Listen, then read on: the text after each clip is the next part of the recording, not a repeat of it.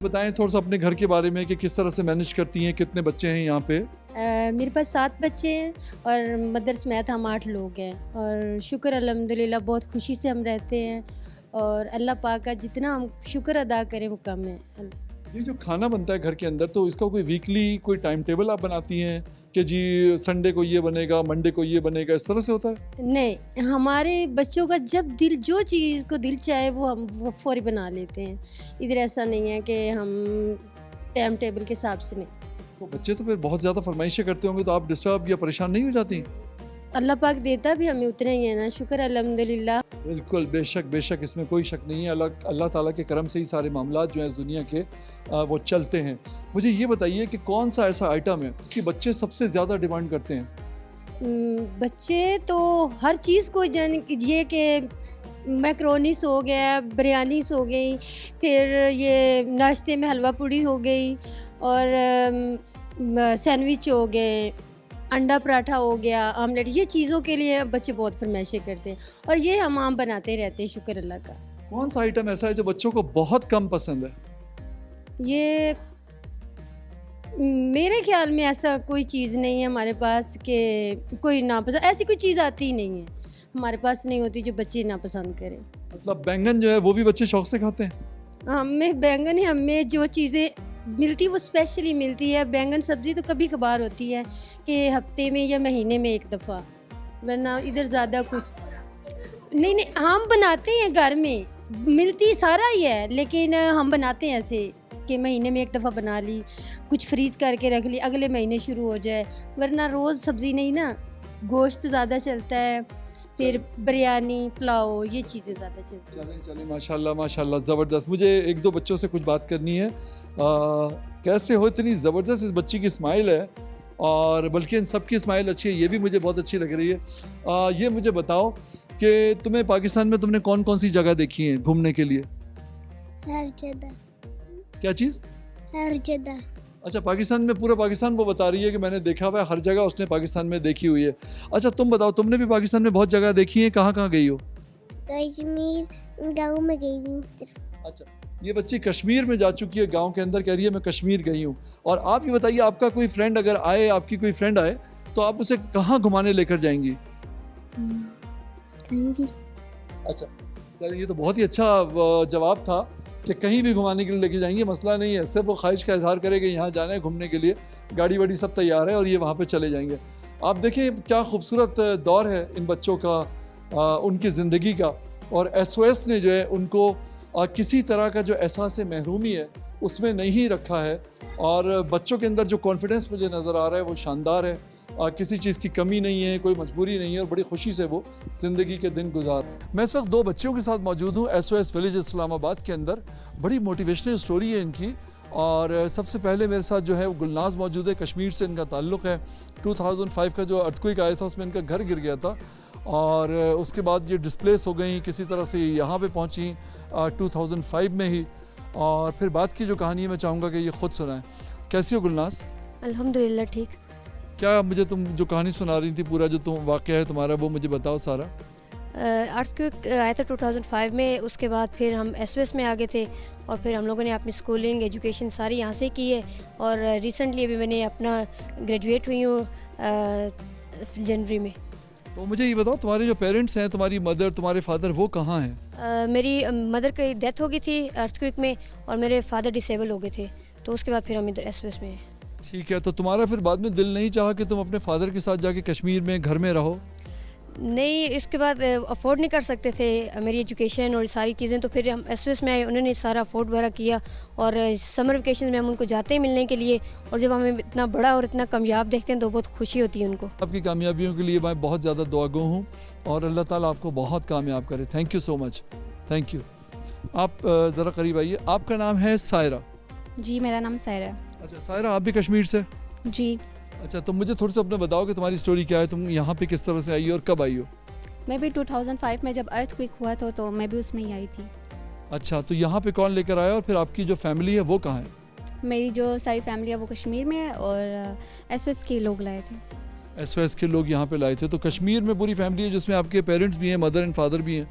नहीं, फादर नहीं है, मदर हैं। मदर हैं, बिल्कुल। तो आपका दिल नहीं चाहता कि उनके साथ जाके रहें?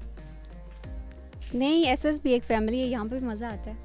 क्या बात है भाई, माशाल्लाह यार, इतना ज़बरदस्त इदारा है और उसने इतना प्यार और इतनी अपनाइयत इनको दी है कि उनको जो अपने जो ओरिजिनल जो उनके सिबलिंग्स हैं या रिश्तेदार हैं उनसे मिलने की ख्वाहिश इन्हें महसूस नहीं होती। ये इससे बड़ी चीज़ जो है हम तो बचपन से ये सुनते थे कि जी खून के जो रिश्ते होते हैं वही असल रिश्ते होते हैं, लेकिन यहाँ कर मैं ज़िंदगी का एक और चेहरा देख रहा हूँ और मैं ये देख रहा हूँ कि खून के रिश्ते जो हैं उनकी कमी महसूस नहीं कर रहे। एक इदारा, उनकी माँ, उनका बाप, उनका बहन, उनका भाई, सब कुछ बन गया है। ये बड़ी कमाल की बात है। क्या कहोगी एसओएस के बारे में, किस तरह से आप सब बच्चों को लुक आफ्टर करते हैं, ख़ासतौर पे बच्चियों को?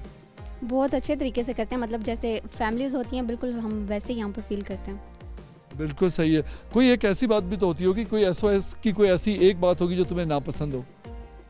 ऐसे कोई नहीं, कोई तो एक बात होगी, बता दो। नहीं सच्ची में ऐसे कोई नहीं। चलो, कोई एक बात जो बहुत ज़्यादा पसंद है एसओएस की तुम्हें? फैमिली की तरह सारा यहाँ पे हमारा माहौल है, तो ये मुझे बहुत अच्छा लगता है। क्या बात है, माशाल्लाह। Thank you so much, thank you so much, आपका बहुत शुक्रिया।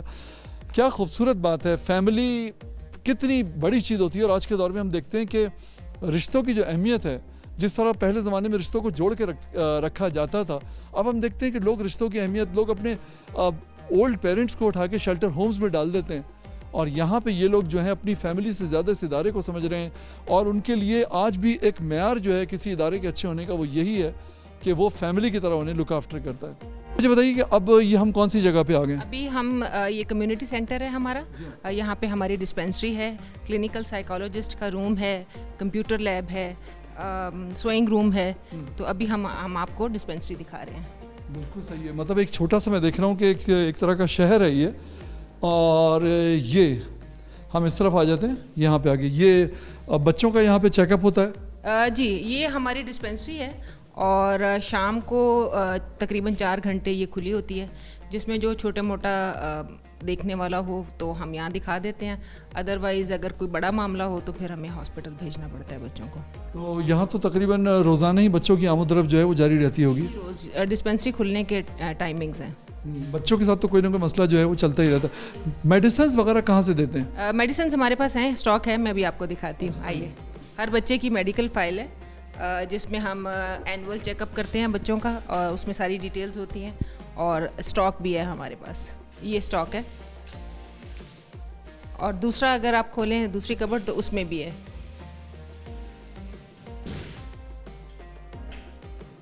एक्चुअली हमने इस डिस्पेंसरी को काफ़ी, आप देख रहे होंगे, कलरफुल बनाया है। ये पेंट भी हमारे वॉलंटियर्स ने किया आके। तो एक्चुअली जब बच्चों को वैक्सीनेशन होती है या इंजेक्शन लगाना पड़ता है तो हम चाहते थे कि इसको एक लाइवली प्लेस बनाया जाए और ताकि बच्चे यहाँ आते हुए डरे ना, तो इसलिए हमने इसको काफ़ी कलरफुल डिज़ाइन किया है। ये पेंटिंग हम देख रहे हैं पीछे, इसमें शेर भी है, इसमें बंदर भी है और इसमें भालू भी है और बड़ा खूबसूरत जो है ये काम हुआ हुआ है। यानी यहाँ तो आदमी का दिल चाहता है कि वो किसी तरह से बीमार हो जाए ताकि यहाँ आने का मौका मिले और तस्वीरें बनवाने का। बच्चे तस्वीरें भी बनवाते नहीं है, बच्चे घबराते नहीं है ना फिर डिस्पेंसरी आते हुए। और इंजेक्शन वगैरह लगता है यहाँ पे? जी जी लगता है, ज़रूरत हो तो फिर लगाना पड़ता है। सही है, बिल्कुल। तो उसमें बच्चे बहुत ज़्यादा रोना पीटना करते हैं? ये तो अगर मैं कहूँगी कि नहीं करते तो झूठ होगा। क्या बात है। आइए सर, नेक्स्ट अपने डेस्टिनेशन की तरफ। अच्छा, अब हम किस तरफ जा रहे हैं, मुझे ये बताइए। ये हमारा, मैंने आपको बताया, ये एडमिन एरिया है, सामने ऑफिसेज हैं और ये कम्युनिटी सेंटर है। ये कुछ हमने सक्सेस स्टोरीज़ लगाई हुई हैं। सक्सेस स्टोरीज़ ये मैं आपको बताऊं कि हमारे पास थाउजेंड्स में हैं, लेकिन हम सारी स्टोरीज़ तो ज़ाहिर है यहाँ नहीं लगा सकते थे, तो हमने कुछ लगाई हैं।